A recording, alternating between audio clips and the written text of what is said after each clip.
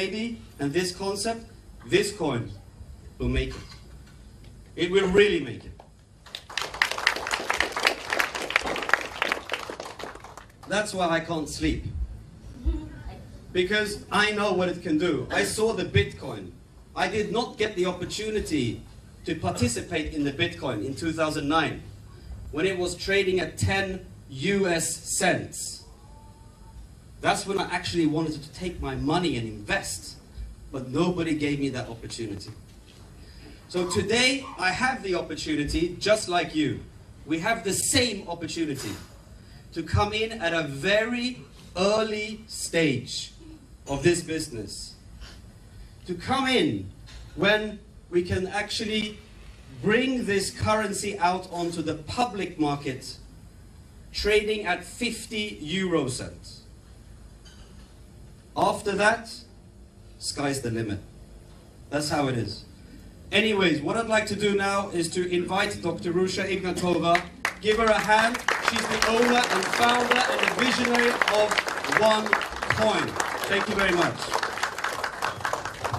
Thank you very much, Sebastian, for your kind words.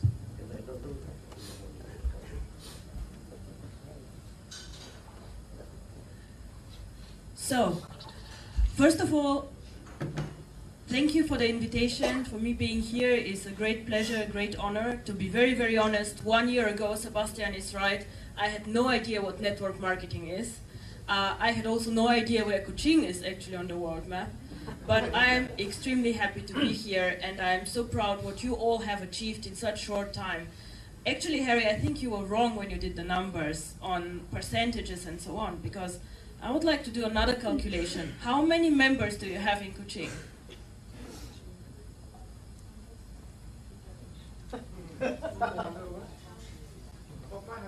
So he has 500 members, and you have a population of 500,000 people, right? 700. How many people here? 700. So I think you made 1% of the population being part of OneCoin, so congratulations. And I think this no one has done anywhere in the network, so this is something to be very proud of. So, first of all, I think Sebastian said some words about me. I think he's very right. I'm not coming from network marketing. I had not heard a lot about this industry.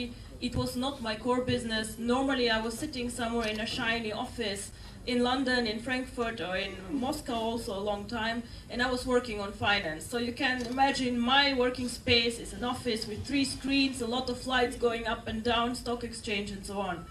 So I'm also very, very interested in education. I did a lot myself, a lot of courses, a lot of trainings, and I have also written 2 books. One is on European law, which is probably not that exciting for all of you here, but one is on my really biggest passion, which is education, and it's called Learning for Profit, and it was translated in 4 languages, in Chinese, English, German, and Bulgarian. And this is a book that I'm very proud of because it's supposed to bring education to people who really need it. People who do not understand a lot of financial products, and I have experienced, my parents for example, they're simple people. And they're always afraid to ask me, Ruja, what is this about? What is this product? How do I do this? So it is, I think, something very valuable to put information together and put it in a simplified way and just give it to people to read and to get to know more about finance and about cryptocurrency. Because what's the purpose of owning OneCoin, of mining OneCoin, if you do not understand what you can do with it? Then better don't go for it, don't own it, don't do anything, but just understand what it is and make it work and happen. So, I think to be fair, I have to say it is not only me in this company. OneCoin has currently an office in operations in my home country, Bulgaria, with 35 people. I think Harry showed some pictures. Some of the leaders from Europe already visited us. So it's me, we have an extensive IT team, people who are there for you, for the back office. We have a support team and accounting and a lot of other people. So Harry, you have a standing invitation to visit us all time, whenever you can, just come. But we are a big company with 35 people, and we are very, very much committed to the success of this company.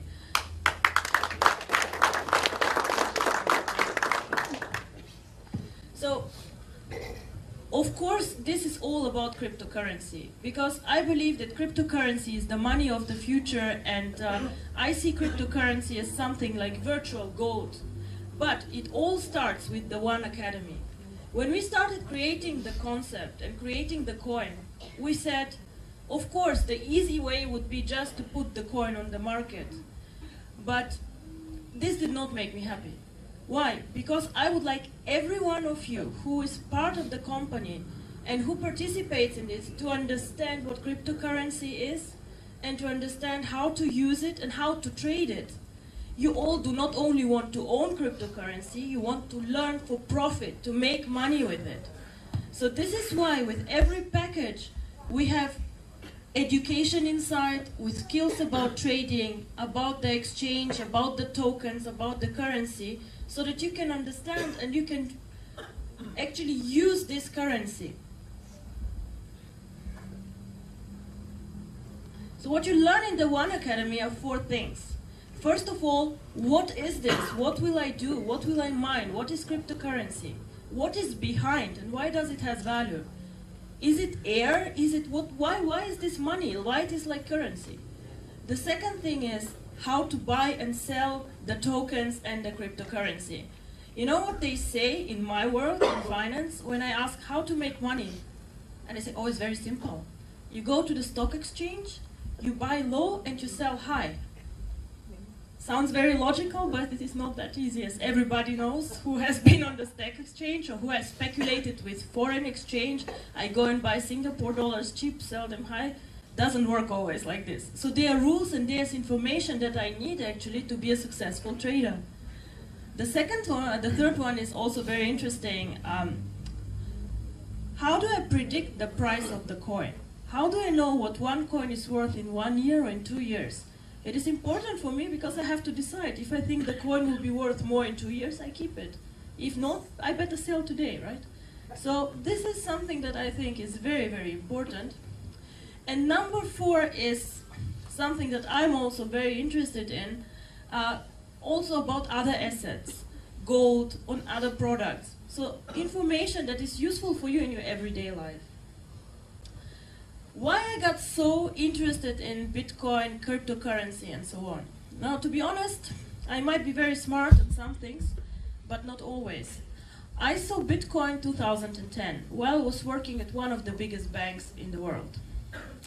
So me and colleagues were watching this currency, we were having lunch, and we were discussing gossip first, who did what in the office, what happened, newspaper. And then I say, oh, I saw this cryptocurrency, Bitcoin. What the bullshit, honestly, what is this? This will never happen, it will never work, it will be over. And my friend looks at me and says, yes. Well, I was wrong, he was wrong, we all were wrong, because if I had $30 then, and I think everybody here has $30 to spend, I might have been as lucky as this guy who was in all newspapers. This guy spent $27 on Bitcoins, forgot about the Bitcoins, remembered 4 years later, and somehow he had $890,000. And he bought himself a very beautiful flat in the middle of Europe and was just happy. But no, I did not buy cryptocurrency for $27, and I had $27. Instead, I bought shoes or something very, very important, and I missed out a very good opportunity. But I still continued watching this coin, and with every year and year, I was feeling worse that I did not invest. So when I started researching Bitcoin, I wondered, what is this? To me, it sounds very strange that something virtual is money. How can this be? What stands behind? And then I started just checking this out. You know, cryptocurrency means that this is something that is backed up by a mathematical code. So behind is a special code which generates the cryptocurrency. Now, our coin is developed, the code is developed in India by a specialist team of 5 people who are working quite long on this, and it's really, really complicated. So it's a lot of code behind, and this is the backup of it. Now, cryptocurrency is called currency and virtual money, but it is not controlled by any government. So it is independent from governments, from countries, from local interests, and this is why it is something so exciting. Our slogan is "One World, One Coin." It means that this coin can be used by anyone. It can be used in Malaysia, in Singapore, in Europe, and in China. It does not matter where you are, you can use the same coin everywhere. Now, the value of cryptocurrency is dependent always on demand and supply. So if somebody wants to buy cryptocurrency, it has a value. If somebody wants to sell cryptocurrency, it has a value. So cryptocurrency is something that, as a main value driver, is dependent on demand and supply. Demand means a lot of people know the coin and want to have it. So there must be a reason why somebody wants to have this coin. And this we will talk about what the reasons are. Bitcoin was the first coin that was created. Now, a lot of respect to these people who had this idea. It was a huge innovation, very, very interesting and very powerful. And what happened is, you can see here, 2009, one Bitcoin was traded for 10 cents. This is US dollar. And 2014, the highest high was over $1,100. Now this is incredible. This is like a number I have not seen on any financial product, which is a serious product and not a scam. This is something that is actually impossible and not happening. Last year, it was the most successful financial investment, growing 75 times in value. Now in my world, let me be very frank, if somebody comes to me in high finance and tell me, you'll make 5 times your money in 1 year, you know what we do? We tell him, thank you very much, this is the draw, go. Because we perceive always high returns with high risks. High returns are either possible with high risks or with a lot of innovation. So there must be, you must always ask yourself, if somebody promises me high return, how? How will this happen? Everybody can come and say, oh, I will give you something, but there must be something behind. Some rational explanation. So how did this happen? Why was Bitcoin so popular? Well, first of all, when the price was very, very low, nobody knew Bitcoin. It was me and some friends, some people either in high finance or some very, very smart IT people who knew about this coin. So it was very cheap. Not many people were inside. And then it went up, up, up, and up. And then 2013 and 14, almost everybody knew Bitcoin. Now, I was very shocked when my mother told me that she knows Bitcoin without me telling her. And she's somebody who does not care about technology. She just watches TV. And she said, oh, I saw this thing on TV. It's called Bitcoin. I said, okay. So it means that Bitcoin is actually, everybody knows about this. So I thought, if my mother heard about this, how many people use Bitcoin? So we did an analysis. And in the whole world, where we have billions of people, only 250,000 people have more than one coin. 250,000 people, this is only half of Kuching. It is not a lot. It is really a very limited circle of people. However, this limited circle of people has generated a market which is valued more of 7 billion US dollars. So 250,000 people hold a value of over 7 billion euro. This is a very impressive number. So this is an interesting story, and I hope this will not happen to anyone here of you. The first offline transaction in the real world was recorded about 10,000 bitcoins. So there was some very unlucky person in the world who decided that he's hungry and he and his girlfriend want to have pizza tonight. So they made a deal with the pizza house and said, we will give you 10,000 bitcoins for 2 pizzas. Now I don't know how much pizza here in Kuching is, but let's say this guy was in New York, it was very expensive, so he spent $50 on 2 pizzas. Today he would have $7 million for these bitcoins. So I think whoever this person is, he's hiding somewhere crying and does not want to be recognized by the public. I also guess he never ever ate pizza again. But please, I have only one thing that I would ask you. Let me not be showing you here in a picture in 2 years and say, this is the person who bought shoes for 21 coins and now he would be actually a millionaire. She would have a house for her shoes.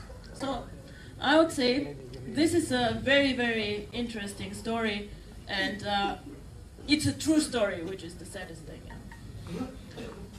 So what is OneCoin? Why OneCoin? Why shouldn't we all go and mine bitcoins and be part of the cryptocurrency?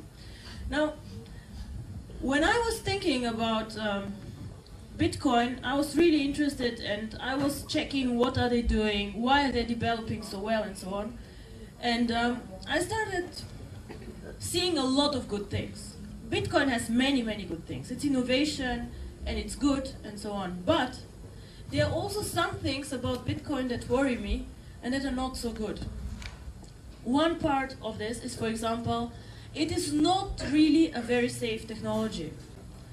So what can happen to any of you if you own Bitcoins, if your server of your computer breaks down, you can lose all your coins if it's not properly backed up. If you cannot recover the data, all the coins are gone and you cannot find them anymore.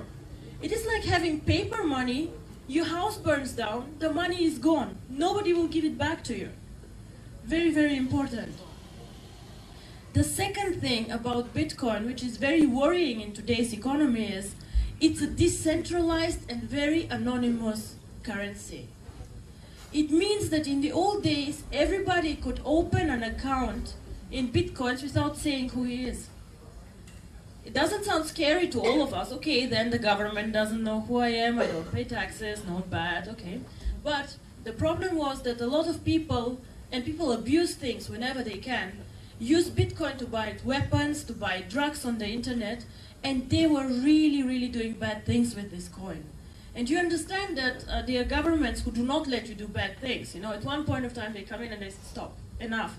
So the biggest coin holder in the world currently, do you have an idea who this might be? Who has most coins in the world? It's the FBI. It sounds funny, but it's not, because they actually closed down one of these exchanges that was buying drugs and other things on the internet. It was illegal. And they captured a lot of the coins that these guys made. So this is a big disadvantage from Bitcoin and makes it very, very bad. You're also exposed to hackers. If somebody hacks your account, they can steal your coins, and again, nobody will recover them. It's the same with having paper money. If somebody comes and steals your wallet, it's gone.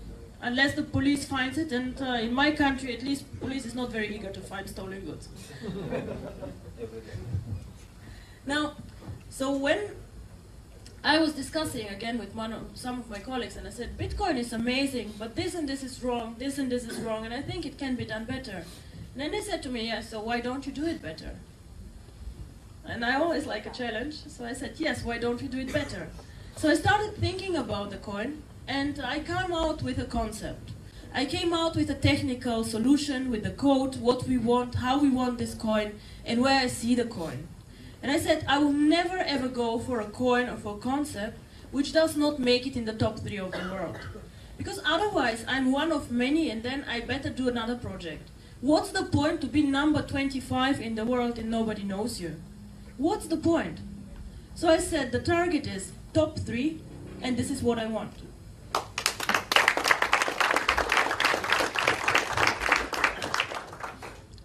However, I had one minor problem.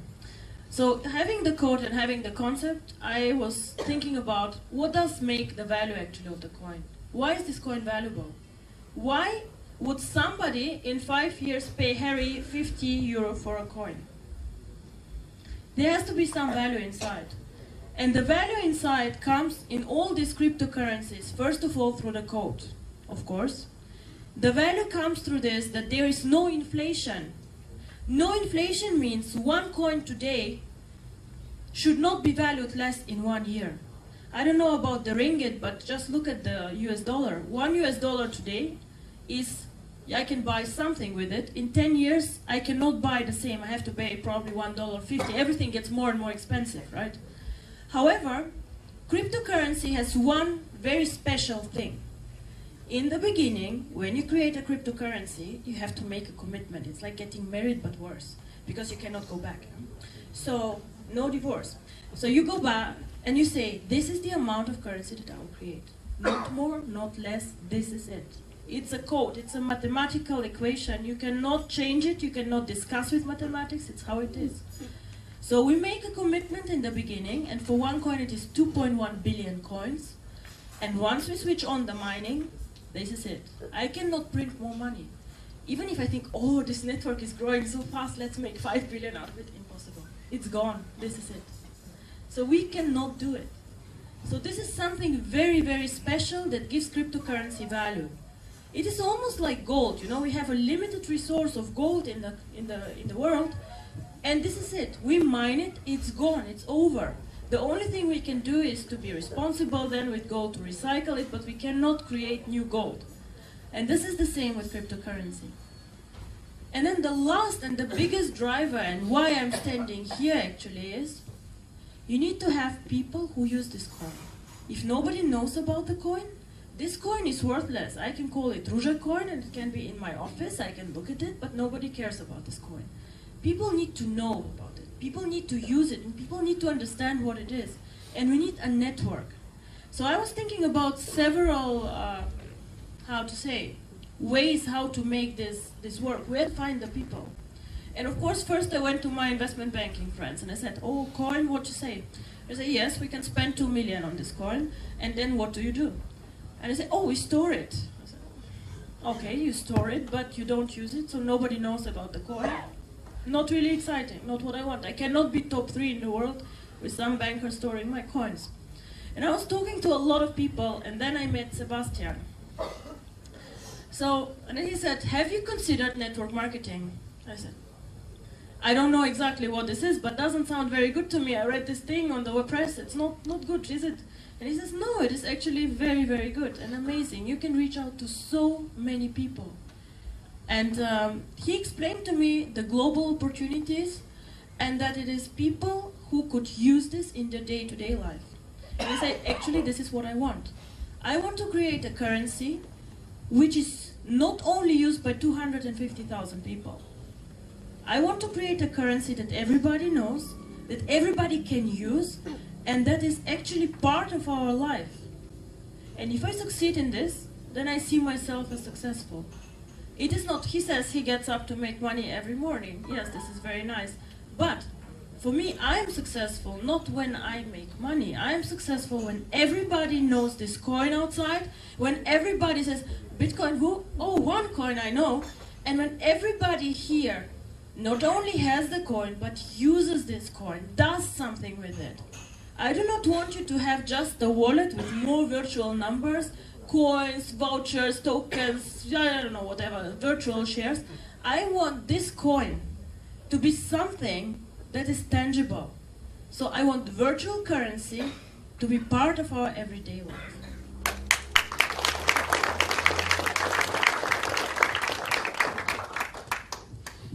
And of course this cannot happen overnight. If I tell you, oh, this will happen tomorrow, it is not possible.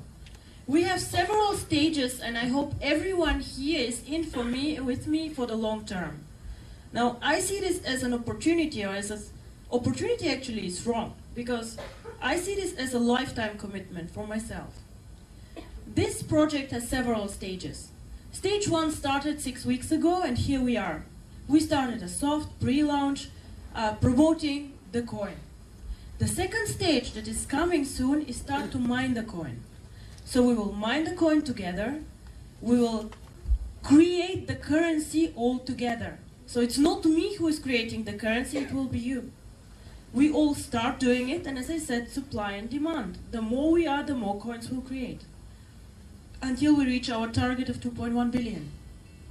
So we start mining, we will put this coin on our internal exchange, and we will trade with each other this coin.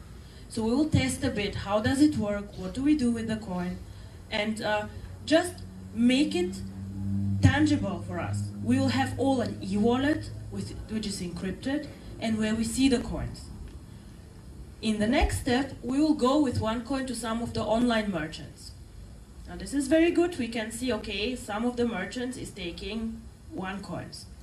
I don't know, we global network, so some of the merchants in China, if they take it, will not be so interesting for you. Some of the merchants in Europe will not be so interesting for you again. And this is something that many companies try and say, oh, let us create our own portal. Now, I'm sorry, I'm a very busy woman, and I do not want to create 10,000 online portals with goods that you don't need and you have to buy because you cannot do anything with your coins. This is not my plan.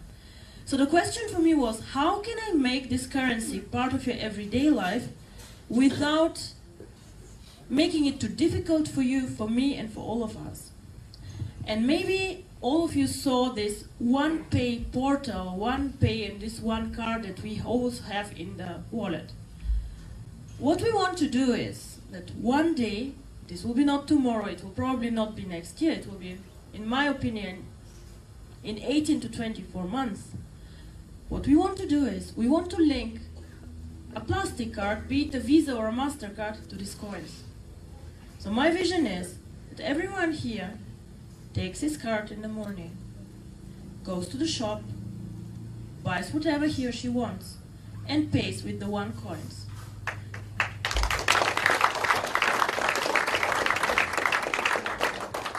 So I do not care if this shop takes OneCoins. Why? Because I have my card, and my card allows me to spend the coins. Now, I know that you here maybe did not know 6 weeks ago about cryptocurrency, but you're all smart people. So you would ask me now, yes, but why did Bitcoin not do it? Why can OneCoin do something that Bitcoin did not do? Very good question.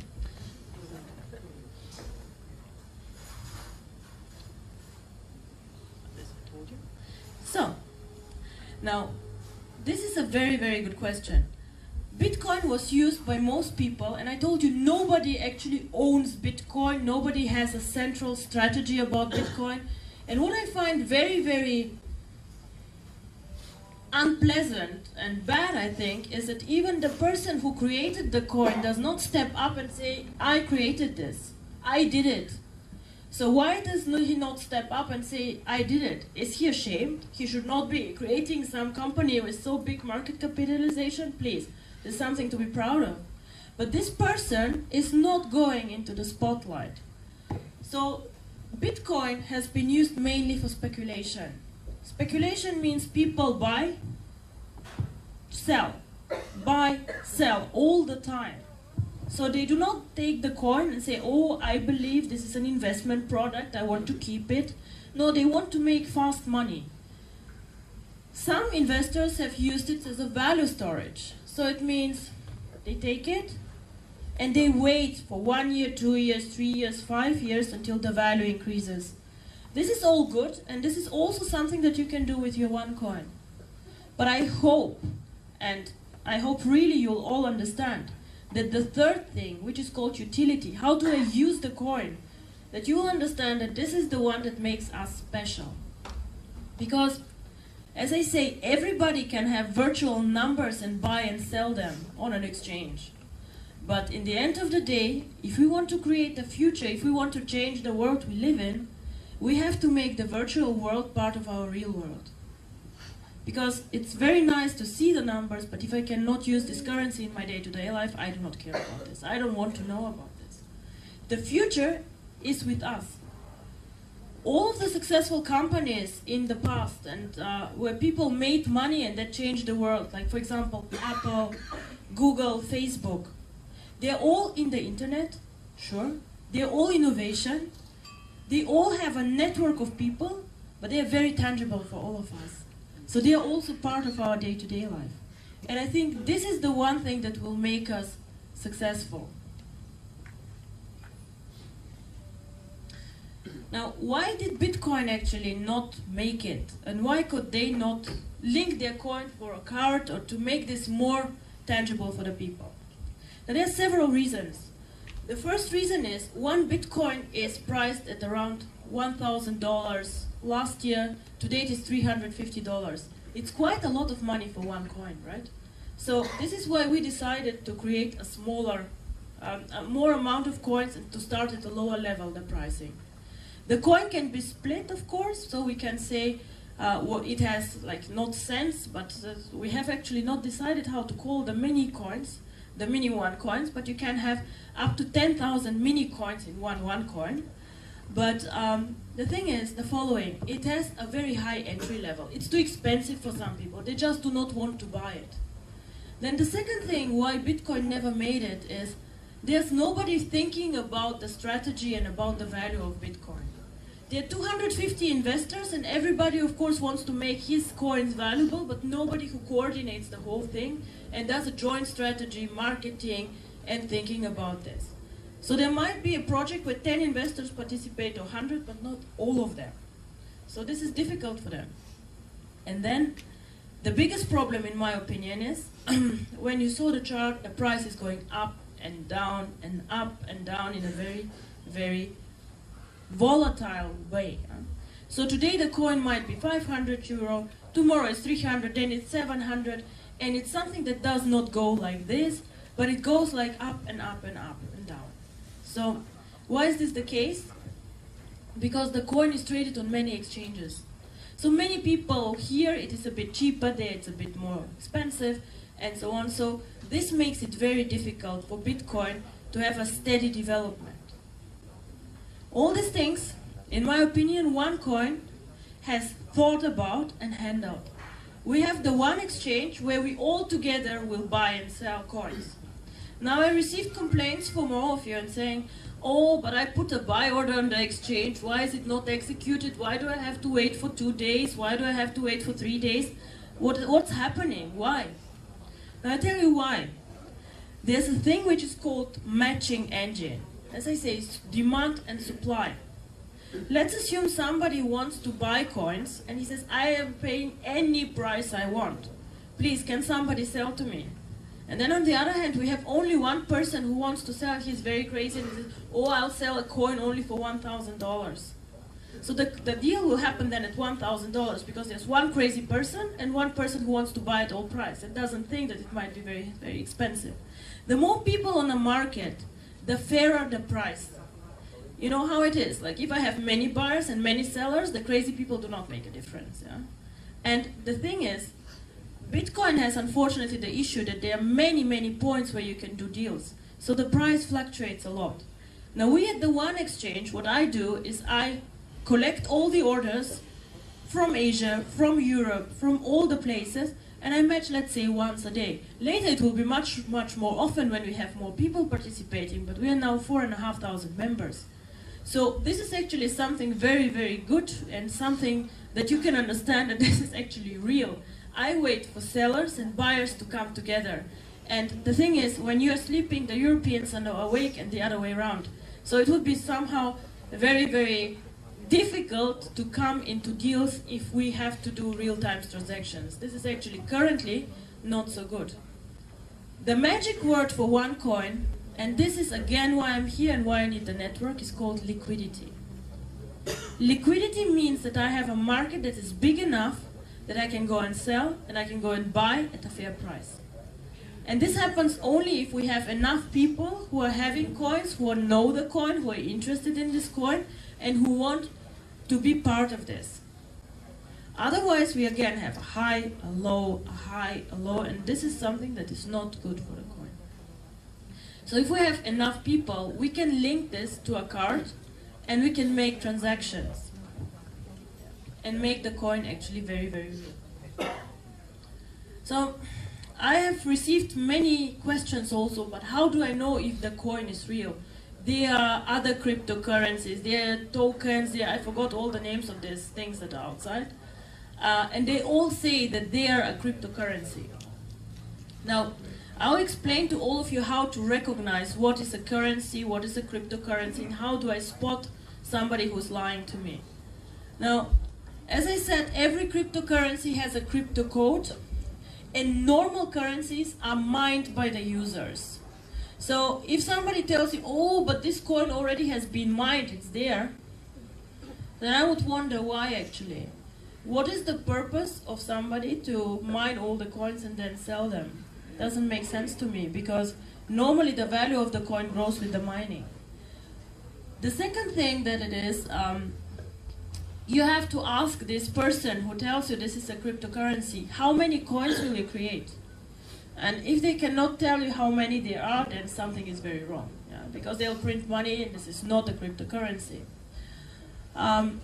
You have an e-wallet with your own crypto address, which is a very complicated and long code.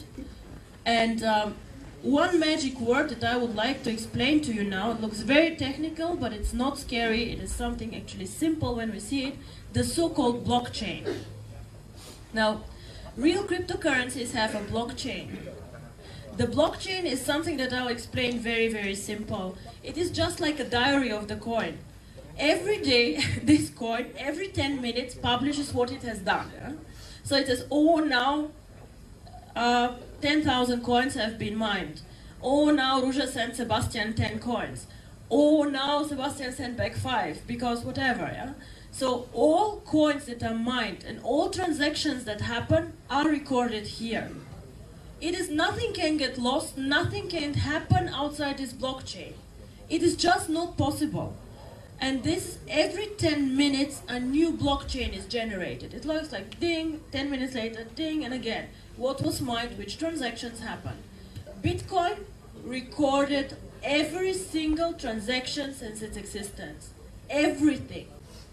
And I have not seen something like this actually in other network companies. It is the first time, I would say, that somebody will, in real time, publish this blockchain. So this is very good for you. It gives you security. It shows you how many coins have been mined. It cannot be hidden. Nobody can create more coins. And no transaction can be actually hidden from the network.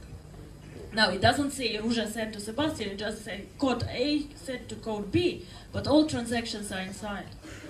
And we will publish this. Once we start mining the first block, this will continue going until the end of the world, actually, because it has to. And now I want to come back to the utility and how to use the coin. Because of this blockchain, actually, we can use the coin outside the network. This blockchain is something like Visa's and MasterCard's engine. Now, if you go and buy dinner in a restaurant, then you give your Visa card, and then this nice man comes with his machine and dials some numbers, and he waits for the approval of Visa card, right? The blockchain does the same.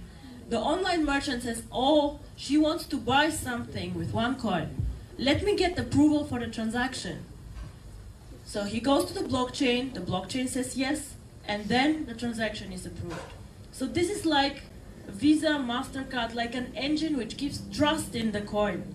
Without trust from the market in our coin, we cannot use it, we cannot ever leave the network and go to the outside world with this coin. And in one point of time we have to, because we have to be not only number 3, we will go to number 1, I'm very, very sure. So this is something very, very special about OneCoin. And whoever tells you they have a cryptocurrency, ask for their blockchain. If they don't have one, something is seriously wrong. Just saying.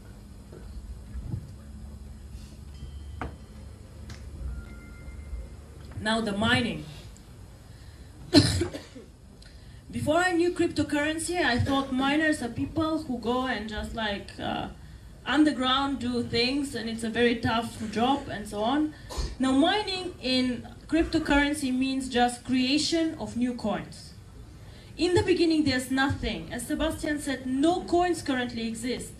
So we need to find these coins and to mine these coins.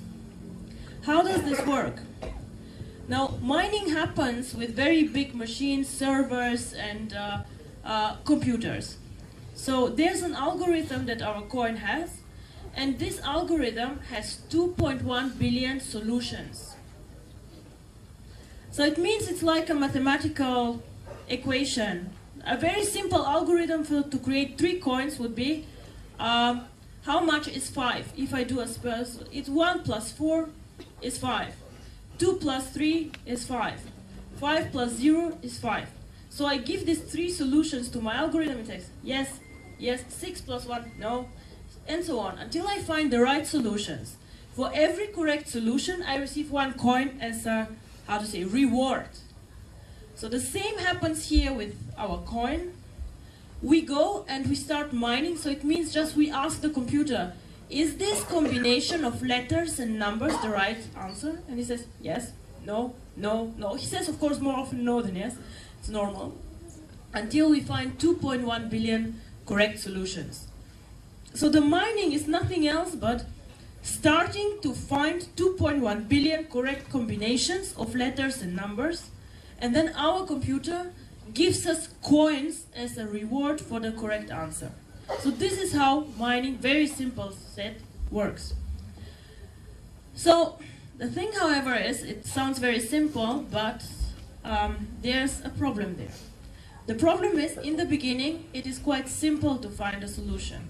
There are 2.1 billion possibilities, right? So I can find quite easy a coin.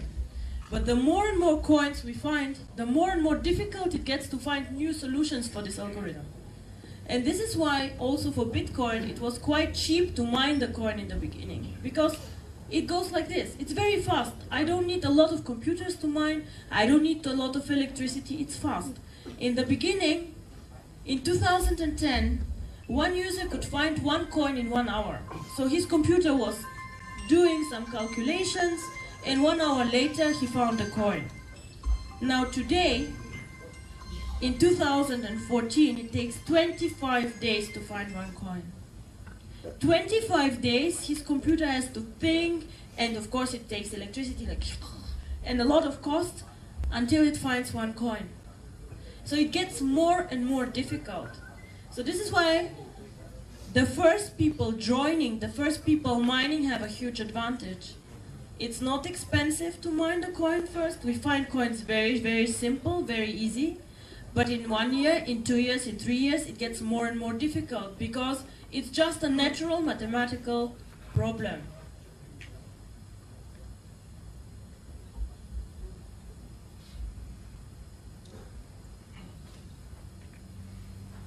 Interesting is that all people in the world who use Bitcoin, more than 50% of them also mine Bitcoin.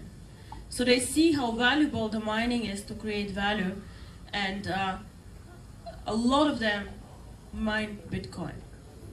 And the others were investors. Yeah. So this is a very funny picture.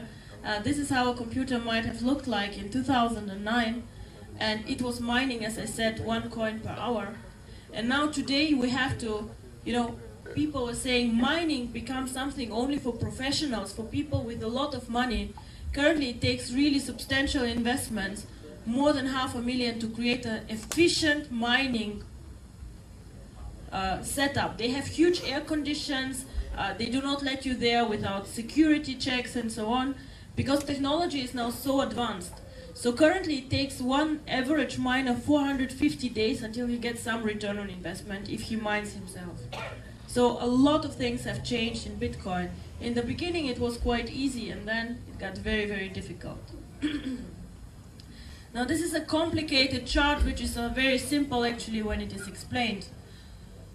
This here is the mining difficulty of the Bitcoin. Everybody can look this up on the internet and see that it's actually very, very simple. So here it started. In the beginning it was very, very easy to mine the coin, right? And here it grows, it takes more and more time, and here half of the coins are mined, and you see what kind of big increase this is in difficulty. Just because already a lot of combination of the algorithm have been found. So it takes more time, and this is expensive because the computer needs to calculate, and it takes a lot of electricity to do this. So again, why is this important for you? Because in the beginning, now we're starting mining the coin. Whoever joins here pays a lower price for the mining and for the coin than whoever joins here. Of course, also somebody here will make money, but you see that your opportunity here is so much higher. Now, difficulty and price always go hand in hand, because people pay for something that is more difficult to get, again, supply and demand more money than for something that is not. And this is one of the main reasons actually why the coin has value. Because you have to pay something for it to generate it. You invest real electricity, real hardware, real investment to get the coin. It does not come for free, it is not generated in the air. So this is why actually the cryptocurrency has value. And the higher the mining difficulty, the higher the coin price becomes. So let's say in 1 year we have a coin price of not 50 cents as we start, but of €2.50, then the difficulty is actually almost 5 times as high as today, which you see is not unreasonable. So how does mining work? When will mining start? What do we do? Now mining goes very, very simple. All of you have tokens in your packages, and I see many of you also buying new tokens with your bonus, with other new packages and so on. These tokens give you the license and the right to join a mining pool. A mining pool is a group of people, so the computer groups, 5 people, 3 people, however of you, together, and you join the mining with the coin. After the mining, coins are created, and these coins are then distributed back to you. So the tokens make actually sure that only members of the network can mine the coin. This is why only a package gives you the right to mine the coin. Only if you have tokens, you can mine the coin.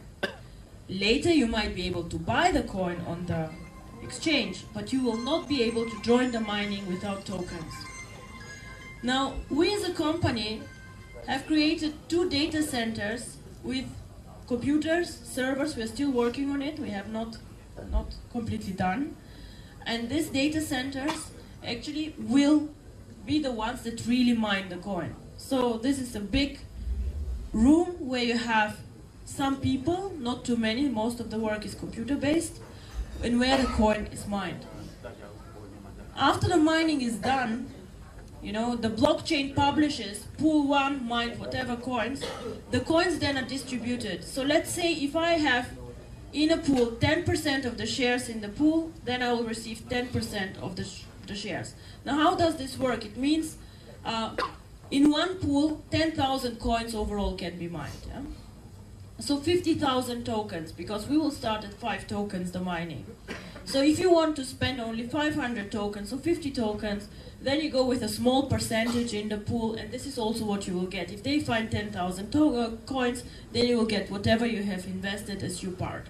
So it's a very, very fair thing to do actually, because we give the infrastructure and every member has the same rights and the same chance to mine the coin, and not the ones with the heavy and good computers have better chances and the others lower.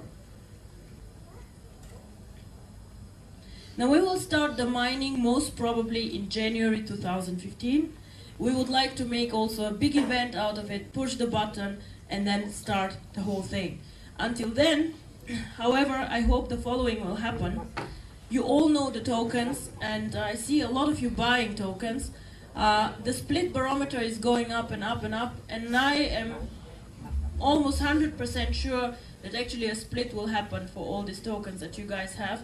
And before we start the mining, it will be possible to go with even more tokens that you already have into the mining process. So if you ask me what is the smartest thing to do, of course everybody has his own way and his own strategy and how he makes money. But what I would do is, I would buy a package, get as many tokens as I can, split, and then buy the coin.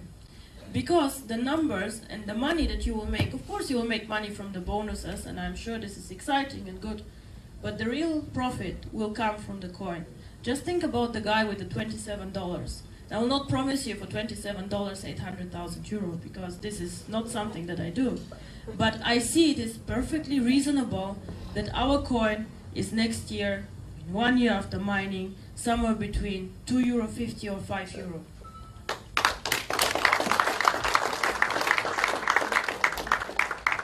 And if you ask me, but how do you know, is it €2.50 or is it €5? I will say, unfortunately, this is up to you. Because the bigger the network, the higher the demand for the coin and the higher the price. I did a lot of research before deciding really to go into network marketing, and there are a lot of companies who fail after 1 year, 2 years, or 3 years. They just fall down somehow, and people cannot get their money out. And I was wondering why. What is the problem? Why do so many companies fail? And I think there's one big problem, because you need to have a product in network marketing that increases its value with the network, where you're the value driver. And this is one product like this. Because the more popular it is, the more liquidity, the bigger the market, the more it goes into the value. The more expensive it gets, because more people want to have it.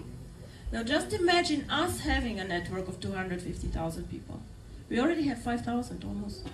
Now if we have a network of 250,000 people, people start also speaking outside about OneCoin. In one point of time we have mined all the coins, and there are people waiting outside and want also to participate in this opportunity. Then we can open our exchange and say, you're very welcome. Our members might want to sell you coins, but you have to pay for this, because they also paid, because they also created this coin, because they were there from the beginning. And this is actually how this opportunity works out. Having a bit network, having an exchange that works, and creating value.